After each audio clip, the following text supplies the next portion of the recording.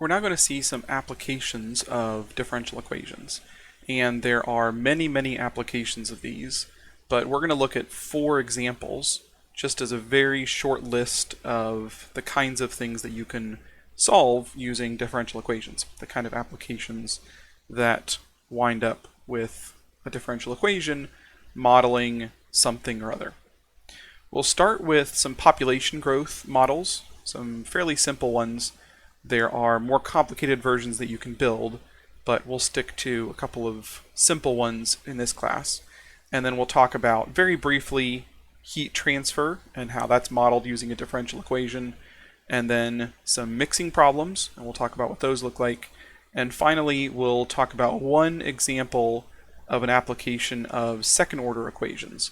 Now, we haven't talked about how to solve second-order equations just yet. That's coming soon, but at least we can set up a second-order equation using a application of vibrations. And we'll see what that looks like when we get there. So these 4 applications, again, there are many, many more, but we're just getting a very brief glimpse of a few applications to differential equations. So our first application is population growth. And as I said, we'll look at 2 models, one that's very simple and one that's a little bit more complicated, that takes into account a little bit more realistic assumptions. But our simple model starts with a very simple assumption. The assumption is that population growth, or really we would say population change, is a multiple of the current population. In other words, you might say something like the population is growing at a rate of 3%, and the assumption there would be that each year 3% of the current population is added on. So if there are 1,000 in the current population, in the next year there would be 1,030 because 3% would have been added on, and then the following year 3% of that 1,030 would be added on, and so on. Now we'll find that when we solve this, it's a fairly limited model, but in the short term this assumption works out pretty well. And the model that comes out of this is a fairly decent model considering how simple it is. So the goal of this is to find a function that is population as a function of time. So we'll call this P of t. So our independent variable is t, and our dependent variable, or our function, is p of t. And then again, our assumption is that population change depends on the current population size. Now think about what that means. The population change would be the derivative, p prime, and that's going to be a multiple of the current population. So the current population at any point is p, and then some multiple of that, so we'll call this k, and k is related to the growth rate. So if it's growing at 3%, for instance, then p prime equals 0.03 times p, and so on. So here k is the growth rate, often expressed as a percentage, but it could also be written as a decimal. And then p is your current population, and p prime is the rate of change of population. So if k is positive, population is increasing. If k is negative, population is decreasing, because the population is always going to be a positive value, or of course it could be 0. Now we can already think about how, for instance, there would be an equilibrium solution if the population equals 0. Because in that case, p prime would be 0. And that makes sense. If the population is 0, then there would be no population change, and the population would always remain 0 forever. So that's sort of a trivial equilibrium solution to this differential equation. Now to solve this one, it's a relatively simple one. It's a separable equation.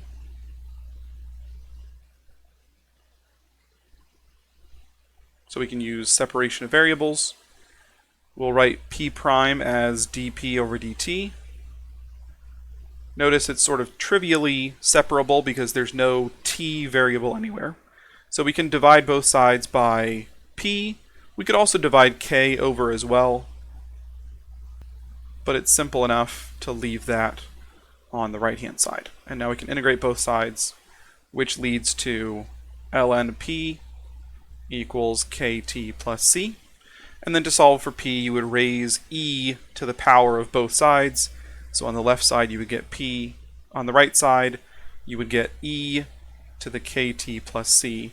And as we've done before, we would split that up and write that as e to the kt times e to the c, or I'll write it as a e to the kt. Now it turns out that if we have an initial value for population, so let's say we're given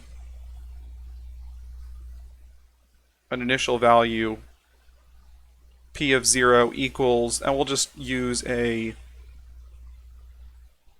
placeholder here, p sub 0, for some value. We want to leave this general enough that it works with any value that we want to use later on.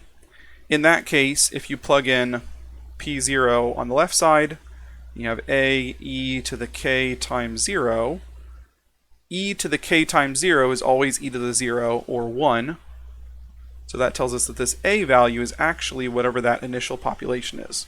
So really, our solution is the initial population times e to the kt.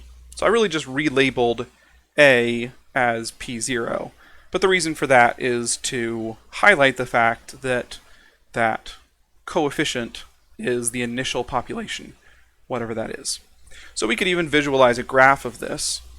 This simple population model has exponential growth, and it starts with a y-intercept of p0, and then it's going to follow an exponential curve from there on. And the steepness of this exponential curve will of course depend on the value of k. A higher growth rate means that it will grow more quickly. A lower growth rate will mean that it increases more slowly, and a negative growth rate would mean that it would decrease down to 0. So there are multiple possibilities here depending on the value of k, and of course depending on the value of p0 as well. But the general, most common shape would be something like what's shown here. Again, in the short term, this population model does fairly well at predicting population growth. If you can figure out what the growth model is, and you've likely done some of this in your pre-calculus classes, then you can predict future populations, or you can predict at what point in time the population will reach a certain level. You can do all sorts of interesting things with this. However, there are limitations to this. This model isn't very good in the very long term, because think about what it's saying. What it's saying is that this population growth will continue unchecked, and that it's going to keep on going up and up. And as you know about exponential curves, if you extend this out and you visualize what happens in the very long term, this curve starts to go steeper and steeper, and the growth multiplies very, very quickly. And that's not realistic for the long term. It's not realistic that population will continue to grow unchecked with no limitation. It turns out that there tends to be kind of a limiting value for how high the population can go. There's some sort of limit to how much a certain ecosystem can support population-wise.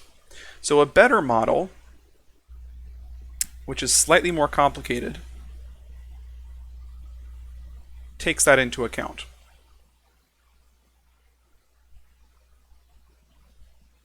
So you'll see some similarities here, but I'll just give you the formula for the model.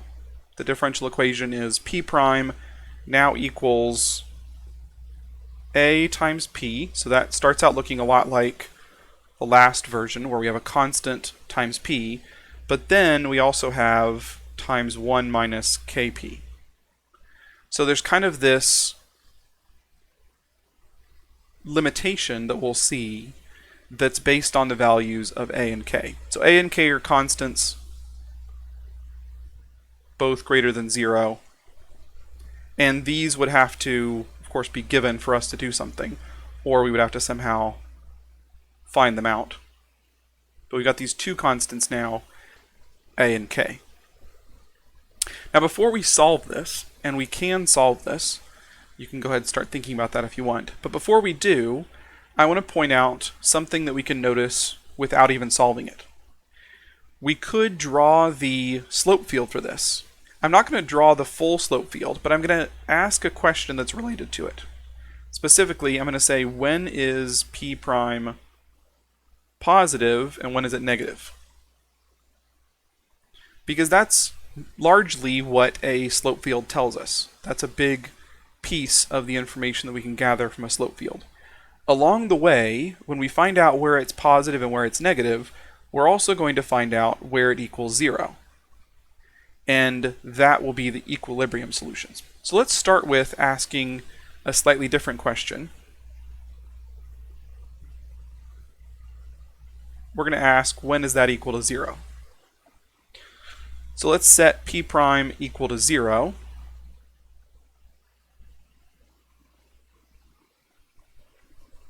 And think about what we have here. We have a times p times 1 minus kp. A, we said, is always going to be greater than 0. So a cannot equal 0. If it equaled 0, there would be no change no matter what the population is, and that's not a very interesting model. That just means there's no change at any point. So we're restricting a to be non-zero. Similarly, we're going to assume that p is greater than 0. But we could trivially say that if p equals 0, then p prime equals 0. And that also makes sense. If population is 0, there's no reason it would ever change. So we get one equilibrium solution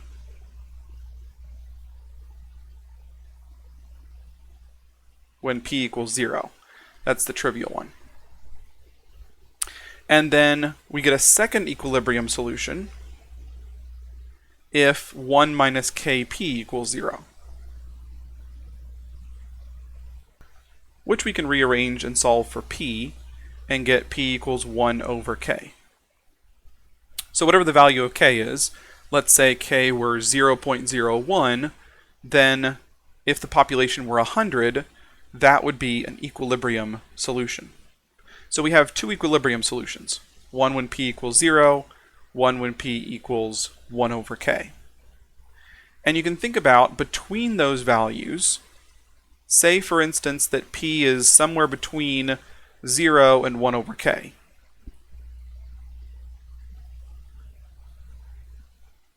So if p is less than 1 over k, then think about the value of 1 minus kp. K times p would be less than 1, because you'd have k times something less than 1. So you'd have 1 minus a number less than 1, which would be positive. So if p is less than 1 over k, this part is positive, and a and p are always positive as well. So that means that your growth rate would be positive. In other words, population is increasing if p is less than 1 over k. If p is greater than 1 over k, by the same logic, k times p would be greater than 1, so you would have 1 minus something larger than 1, and you'd wind up with a negative value. So if p ever goes over that 1 over k value, and again, k is going to tend to be a pretty small number like 0.01 or something, or even smaller. So if the population goes over, in that case, 100, then the population would start to decrease. Let's put this all together on a graph and see what we get. If you look at a graph here, there's some value 1 over k here. And if the population is beneath that, if it starts out down here, for instance, then it will increase, and it'll actually start to level off around this limiting value. If the population is above that, it will decrease. population change will be negative, and it'll decrease down toward that. And hopefully now you recognize this as an equilibrium solution. Not only that, but you can tell that it's a stable equilibrium. If the population is above or below, it's going to trend toward that point, and it will settle down at that long-term population, or near it. On the other hand, there's another equilibrium solution at 0, but that's an unstable equilibrium, because wherever the population starts out just a little bit above 0, it will also increase toward that upper equilibrium. So just by looking at where the equilibrium solutions are at 0 and 1 over k, and then thinking about what the slope would be between 0 and 1 over k, or above 1 over k, you can get a very simple idea of what your slope field looks like without really ever drawing the full slope field. And it turns out that solving it is also fairly simple, but we don't have to solve it to even get that amount of information. This is called a logistic population model. And the logistic curve has this traditional shape of sort of an S shape, where it starts out looking exponential, and then it levels off near some limiting value. So again, the logistic model takes into account that there's a limiting population value. There's some upper limit for what population could be. It accounts for things like competition, limited resources, and all sorts of things. And we can build this, again, relatively simple model to model population. There are more complicated models involving predator and prey and all sorts of interesting things that you'll learn if you take a full-blown differential equations course. But for now, we can just see these two relatively simple models. Now to solve this logistic model, notice that it's also separable. We have p prime equals ap times 1 minus kp. And we can divide everything except for the a onto the left side.